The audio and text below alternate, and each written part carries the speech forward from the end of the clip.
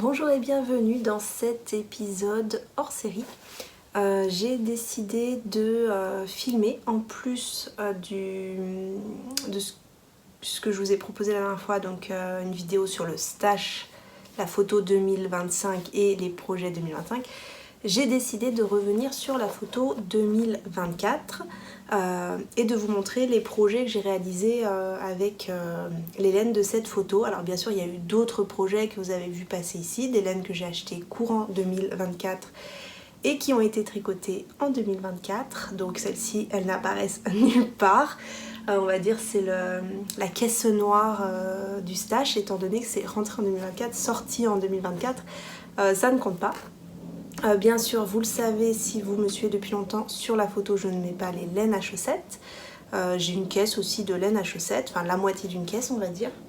Enfin depuis hier une caisse, parce que j'ai reçu un bon paquet de laine auto-rayante hier pour faire des cadeaux. Donc voilà, donc je suis Elodie. Sur les réseaux sociaux vous me retrouvez sous le pseudo Elodie Tête en l'air. Il y a le point, il n'y a pas le point, j'ai un doute. Bon bref, Elodie Tête en l'air sur Instagram, je crois que c'est Elodie.tête en l'air. Et Tête en l'air tout court sur Ravelry. Voilà.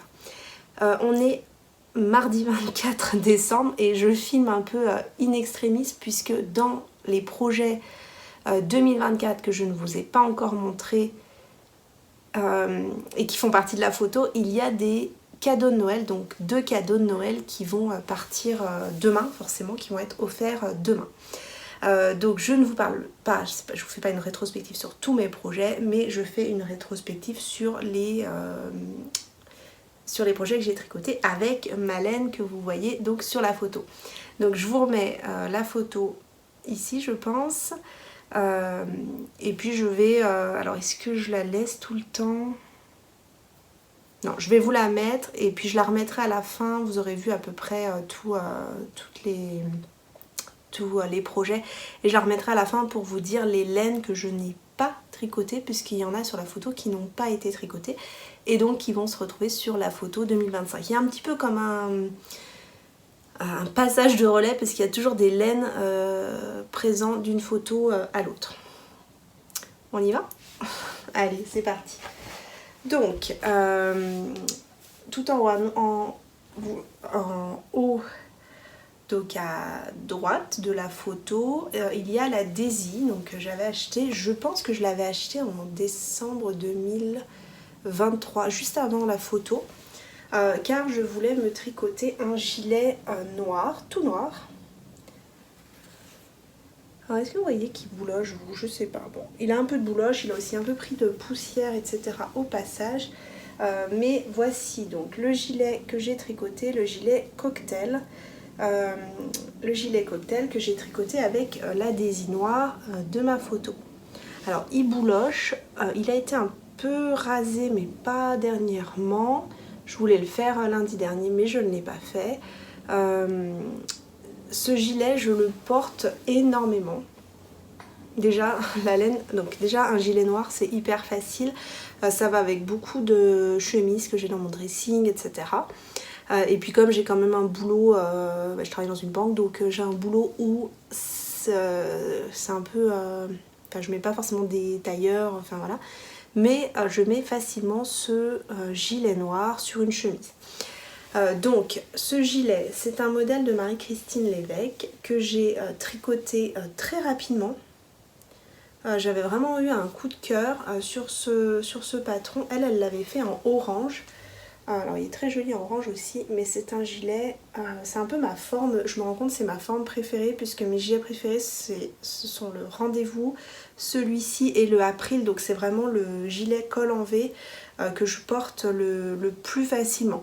Je porte moins facilement par exemple le gilet farandole qui est un col rond et droit, donc ça c'est pas mal, que je me le note pour plus tard. Je porte plus facilement les gilets en col en V. J'aime beaucoup, donc comme pour le April, j'aime beaucoup, est-ce que vous voyez en noir, c'est pas facile de montrer. Attends, est-ce que je montre quoi? En fait moi à mon retour je vois pas ce que je vous montre. Mais donc c'est une épaule, je crois que ça s'appelle marteau. Et en anglais ça doit être contigus ou un truc comme ça. Je me demande si c'est la même chose, mais je crois que oui.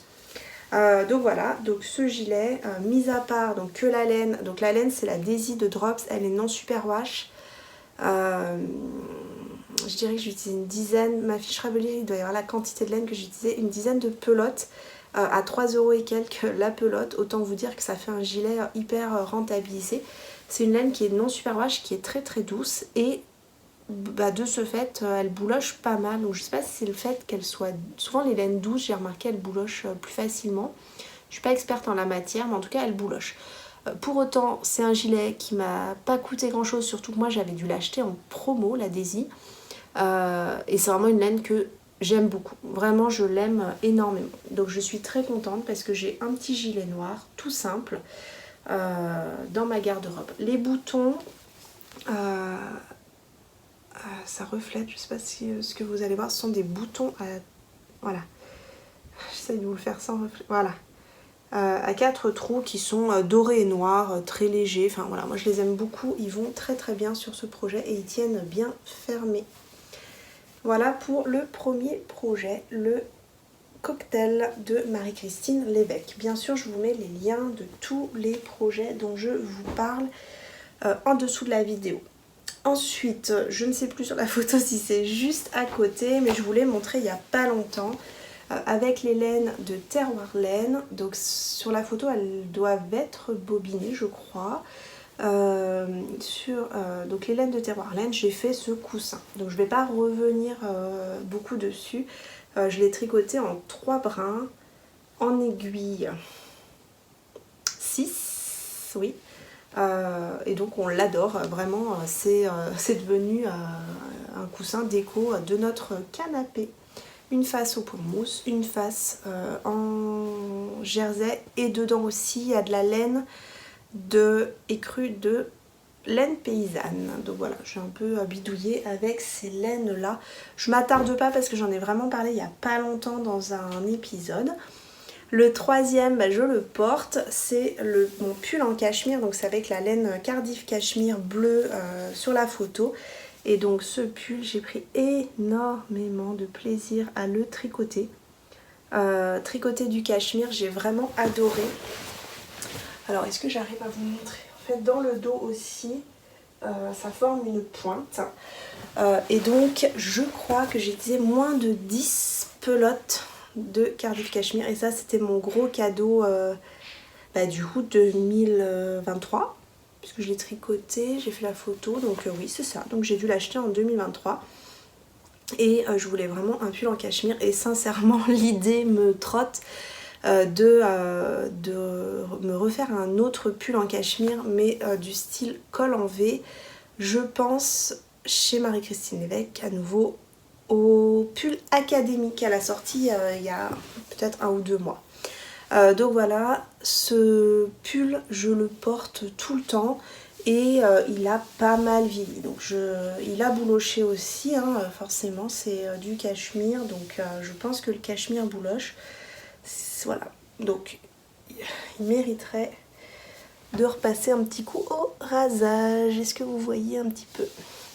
J'essaye de pas non plus trop le raser, je veux pas user ma laine et lui enlever des épaisseurs et des épaisseurs de laine en fait, parce que quand on enlève les bouloches c'est quand même de la matière qu'on enlève.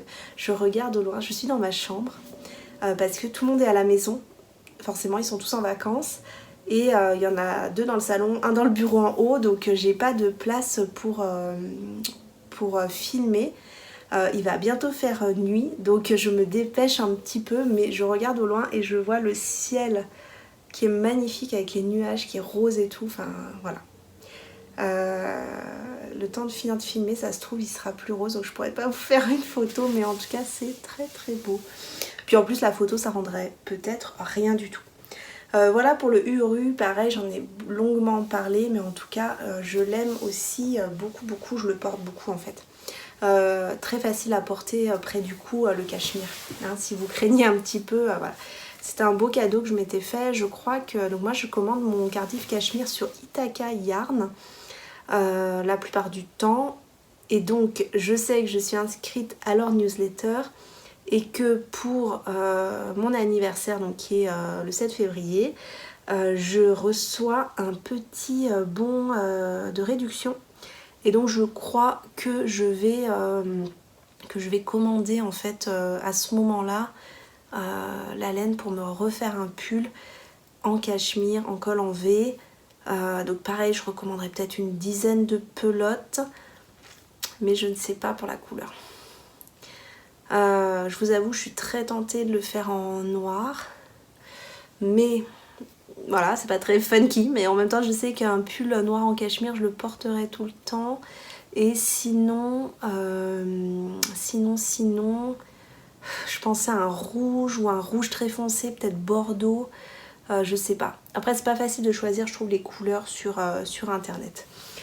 Pendant qu'on est en train de parler de pull très doux, celui que j'ai tricoté il y a peu, que vous avez vu, je vous l'ai montré, fini. C'est lequel, le dernier podcast que j'ai fait? Ah oui, dans le dernier, je vous ai montré fini, pardon. Donc il est fini et il est... alors ça c'est le dos. On voit un petit peu parce que je me demande, est-ce qu'il y a des rangs raccourcis? Oui, il y a des rangs raccourcis. Je me pose une fois les mêmes questions. Donc il y a quand même des rangs raccourcis. Et donc c'est le classique, donc d'espace tricot. Pareil, je vais pas détailler, mais en tout cas celui-ci aussi, il va être beaucoup porté.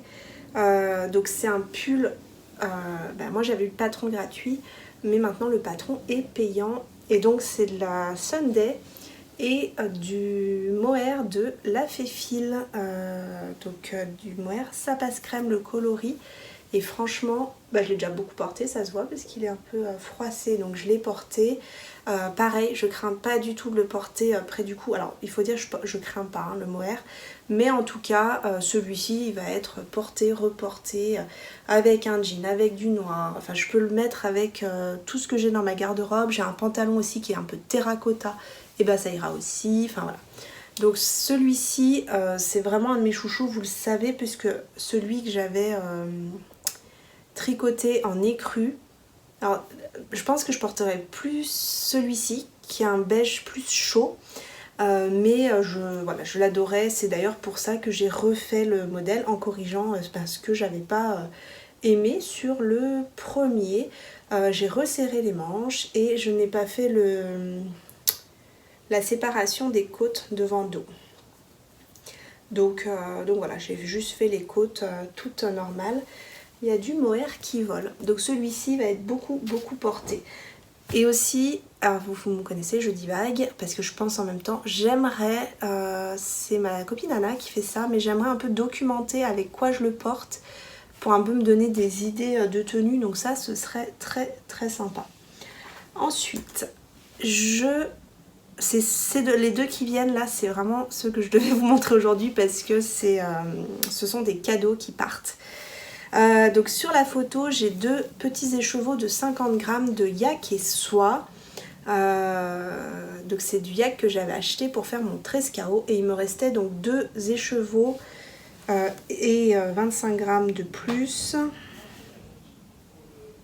Alors là j'ai une boulette.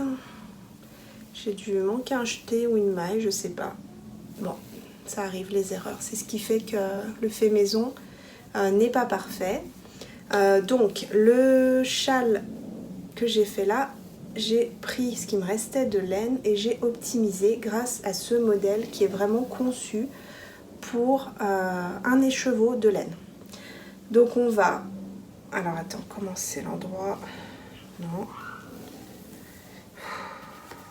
Je suis désolée, je sais pas si vous entendez, mais ça crie à côté. Ils sont excités comme des puces. Ils ont beau être adolescents, ils sont très excités. En fait, à la caméra, je vois un peu des erreurs dans ma dentelle. Mais une fois portée, ça se verra pas. Donc, il se commence de là. Oui. Et puis, cette partie, elle va toujours faire la même taille. La dentelle, elle fait toujours la même taille. Mais c'est la partie de point mousse qui augmente. Et jusqu'à diminuer. Donc, quand on a la moitié de notre laine, on recommence à diminuer. Et donc voilà. Et ça c'est pareil, c'est très très doux. Donc je crois que cette année j'ai quand même tricoté, mis à part les laines rustiques, j'ai quand même tricoté pas mal de très très doux. Et donc ça c'est pour la mamie de mon chéri. Et franchement je m'en referai hein, parce que c'est vraiment la forme que je préfère. Pas trop large, assez long pour faire plus écharpe que châle en fait. Il s'appelle Kodama, je ne sais pas si je l'ai dit. C'est Nadia Crétin-Lechen qui a créé ce patron. Alors, je pense qu'il y a un endroit à l'envers, mais j'ai vraiment du mal à le... Ouais, ça doit être ça. Kodama, idéal pour passer un écheveau solitaire. Et vraiment, si vous avez un peu moins ou un peu plus de laine, parfois les écheveaux ils font pas tout à fait 100 grammes, donc vous pesez au début et ensuite elle vous guide à chaque, enfin pas à chaque section, mais il y a un peu des points clés dans certaines sections où vous allez trouver le pourcentage que vous devez avoir utilisé ou le pourcentage qui doit vous rester de laine pour optimiser votre écheveau. Je l'ai fait en duo avec ma copine Émilie, donc Émilie avec qui j'ai écrit le livre Tricoter ses chaussettes. Je vous parle souvent d'elle puisqu'on est, on est très proches forcément, on a un bébé en commun, donc forcément. Et on l'a tricoté en commun, elle l'a fait donc dans un écheveau très, à speckle et tout, magnifique. Ça met vraiment bien en valeur les chevaux, pour autant on voit un peu moins la dentelle. Donc voilà, donc je suis super contente et je sais que la mamie de mon chéri, qui est aussi une tricoteuse, va beaucoup l'apprécier. Voilà. Ensuite, dans la série cadeau de Noël, donc j'ai commandé donc une bouillotte.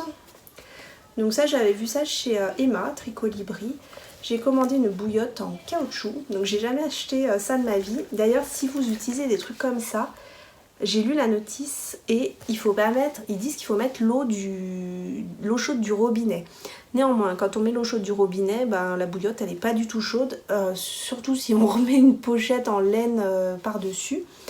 Donc je sais pas si vous utilisez ça, si vous mettez de l'eau bouillante dedans, ou si vous la faites juste un petit peu chauffer. Voilà, je voudrais pas faire de boulettes parce que bah, c'est quand même dangereux, de l'eau bouillante on peut se brûler. Donc j'ai acheté ça sur mon site de parapharmacie habituel et donc j'ai décidé d'offrir la bouillotte à une cousine pour Noël. Donc là je suis désolée parce qu'ils sont en train vraiment de faire la foire.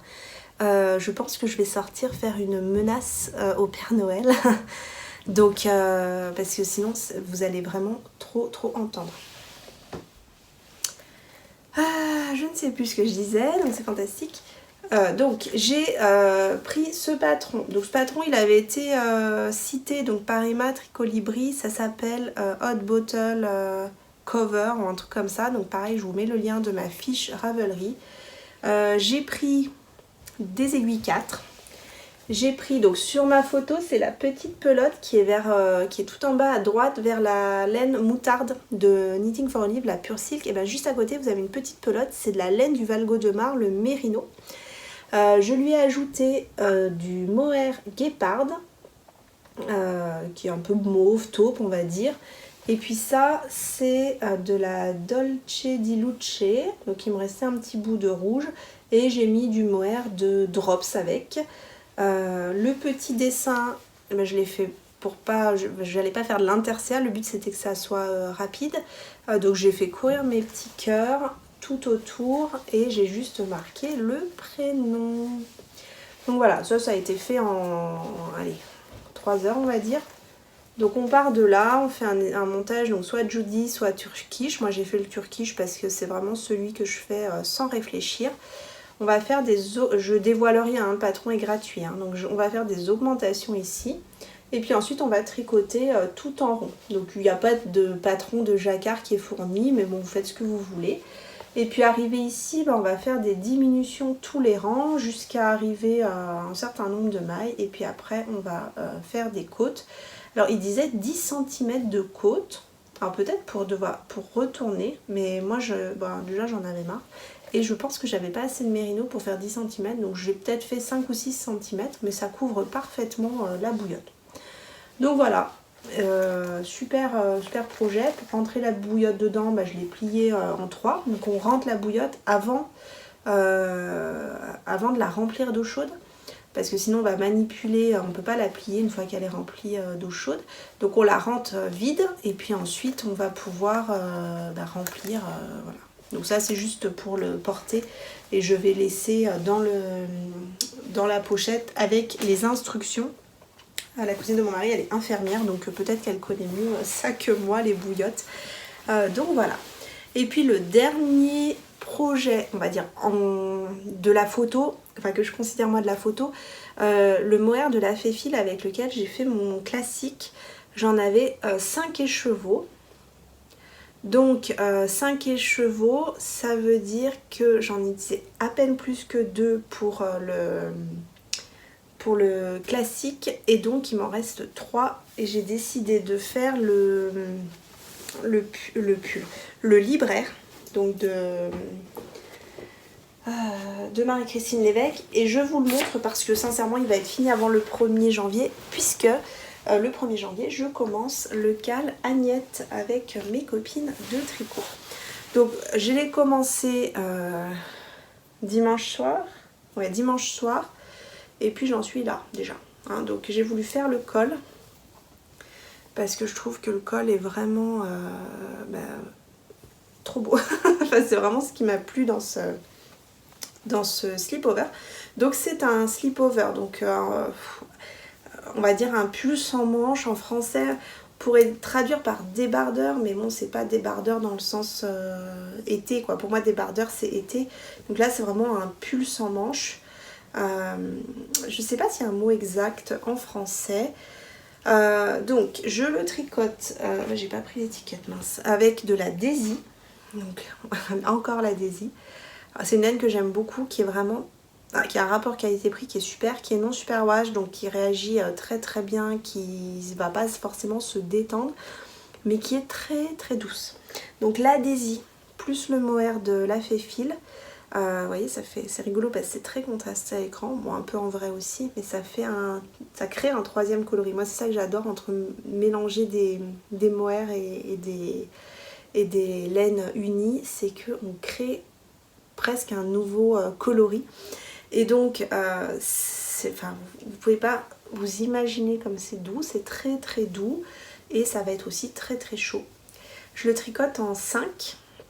Voilà, et donc j'aime beaucoup la ligne d'épaule. Est-ce que vous la voyez? Ouais, la ligne d'épaule. Après on va revenir relever les devants, joindre, et puis voilà, avec cette belle diminution centrale. Je suis assez contente, je trouve qu'elle est pas mal réussie. Un rabat à l'italienne. Alors là je trouve que c'est magnifique à l'écran, je sais pas ce que vous en pensez. Voilà, très très beau, j'aime beaucoup. Vraiment, les augmentations se font à 3 mailles là, du bord et ça donne une ligne, presque une ligne de couture. Enfin, c'est vraiment très joli, j'aime beaucoup. Donc autant vous dire que là, j'ai rejoint en rond hier. J'ai déjà fait, allez, 7 cm et il en faut 27. Donc ça, c'est sûr et certain que je termine avant le 1er janvier. Alors c'est pas mon seul en cours, mais ça fait pas partie de la photo. J'ai aussi un petit mini en cœur en cours pour mon neveu. Mais ça je vous le montrerai dans un épisode traditionnel courant janvier. Ou alors, je sais pas si c'est intéressant ça pour vous, ou alors un épisode où je vous montre le colis de mon neveu. Tout ce que je lui ai fait. Je ne sais pas, je réfléchirai. Vous me direz. Après, à chaque fois, je vous propose un truc, vous êtes tout le temps super gentil et vous voulez que... Vous me dites toujours oui. Vous me dites toujours oui. Donc là, vous avez été hyper nombreuses, à me dire ok pour la vidéo de stage, que ça vous intéresse, etc. Et en même temps, ce sera une vidéo comme celle-ci, hors série. Donc, si vous n'avez pas envie de regarder, vous ne regarderez pas. Et vous me retrouverez mi-janvier, je pense, pour un épisode classique, où je vous parlerai des projets finis, des projets en cours, comme d'habitude. Alors, si vous avez suivi sur cette photo, et là j'ai plus rien à vous montrer, j'ai juste du blabla parce que la lumière décline fortement. Si vous avez suivi, donc je vous remets la photo ici. Il y a donc 4 laines, je crois. Oui, 4 laines que je n'ai pas tricotées. Il y a la trélise, donc je sais pas si vous vous souvenez, c'est la laine orangée rose très pétante. J'avais commencé un châle Jump for Joy de Nadia et en fait je vais pas le porter, c'est presque sûr que je vais pas le porter. Donc 2 solutions, soit je refais un Kodama, un mélange mohair et mérino, mais du coup je le fais en... Enfin peut-être j'augmente ma taille d'aiguille. Là je l'ai fait en 3,5, à voir, ou je reste en 3,5, enfin voilà, je sais pas. Mais en tout cas un châle dans une forme qui va plus me plaire. Donc maintenant je sais, j'aime les châles que je peux mettre comme une écharpe. Donc la Sophie typiquement, j'avais parlé de ça pour cette laine, ou bien celui-là, le Kodama, là j'aime beaucoup. Enfin vraiment c'est un de mes préférés. Et sinon il y en a un autre de Nadia. Mais c'est pareil, je referai le point quand je vous ferai la vidéo stash, puisque du coup la trélise va se retrouver sur la photo du stash. En bas à droite, la Pure Silk de Knitting for Olive. Celle-ci, je ne l'ai pas tricotée. J'ai vraiment le projet, c'est la camisole numéro 7, c'est ça que je veux faire avec. Mais je ne sais pas, comme c'est pas une designer que j'ai l'habitude de tricoter, j'hésite. Donc j'hésite, c'est pas ça, c'est que j'ai pas forcément envie de monopoliser mon cerveau, ça se trouve j'aurais pas besoin parce qu'elle explique super bien, mais en tout cas je me suis pas motivée cette année pour le faire. En fait quand j'ai envie de tricoter des débardeurs, souvent c'est qu'on est en plein été et c'est trop tard parce que le temps que je les fasse j'en profiterai pas forcément, donc affaire à suivre pour 2025. Il y a la Pure Alana, donc la laine bleue pétante que vous voyez là sur la photo. Alors cette laine elle a déjà eu plusieurs projets. Je voulais faire Rufus mais j'ai pas été retenue pour le test. Et après je sais pas, les versions que j'ai vues me plaisaient pas forcément. J'ai voulu faire le Sorgun, donc le même gilet que j'ai fait pour mon petit neveu qui va naître. Mais c'est pareil, à nouveau je crois que c'est une forme plus encolure ronde et bande de boutonnage droite, donc ça finalement je sais que ça va pas forcément me plaire. Après je me suis dit à April, pourquoi pas avoir un April bleu, sachant que je veux en faire un rouge et que j'ai déjà la laine. Et puis finalement, j'ai eu un petit coup de cœur dans un épisode de podcast de Lauriane, l'eau demoiselle. Alors rien à voir la couleur, pas du tout du bleu, mais elle portait le Isilde de Nadia Crétin-Leschène. C'est un pull avec un jeu de torsade ici. Et ça, pour le coup, le modèle me plaît beaucoup. Il y a eu la promo de Noël de Nadia et j'ai acheté le patron. Donc je crois que ce sera un Isilde, donc pas du tout un gilet finalement, ce sera un pull. Mais pour l'instant, cette laine elle a ça. Je sais pas, cette couleur je l'aime beaucoup. J'ai peur que ça m'aille pas parce que c'est pas autant bleu roi que j'aurais voulu. Je sais pas, il y a un côté un peu lavande dedans qui me plaît moins. J'arrive pas à le rendre en photo correctement, mais voilà. Et puis il y a tous mes restes pour le Haros, sachant que ça a un petit peu bougé depuis, puisque j'ai retiré le cône du projet. Je trouvais que c'était pas assez souple et j'ai remplacé par de la Sunday. Donc voilà, cette laine, ce sera un rose, donc voilà, ce sera aussi en 2025. J'ai le projet de le faire avec ma copine Anna. Donc voilà. Donc ça c'est on va dire mon bilan de ma photo 2024. Je suis pas hyper rigide sur ma photo, pas sur mon stash, c'est-à-dire que je ne m'empêche jamais de m'acheter de la laine et de me tricoter d'autres projets. D'ailleurs j'ai acheté de la laine, vous verrez dans ma vidéo de stash, j'ai acheté de la laine courant 2024 que je vais tricoter en 2025. Donc je m'empêche pas, je suis pas no buy ou quelque chose comme ça, j'ai pas envie, enfin j'ai plus envie parce que je trouve que mon stash est quand même plutôt très maîtrisé et que ça ne stagne pas des années et des années. La bleue, là je me rappelle pas si elle était déjà sur ma photo de l'année d'avant. Donc voilà. Donc j'espère que cette petite mini rétrospective, c'est assez court, hein. Je pense comme j'ai coupé ma vidéo au milieu pour faire la police, je ne sais pas au total combien ça fait, mais pas très très long. Je vais devoir vous laisser là-dessus parce que la lumière est en train de diminuer et bientôt vous ne me verrez plus. Donc j'espère que ça vous a plu. On est le 24 pardon, donc je sais pas si je la poste demain. Vous allez être occupé à autre chose, non, demain? On verra, je vais peut-être la poster ce soir et puis vous la regarderez quand vous voulez.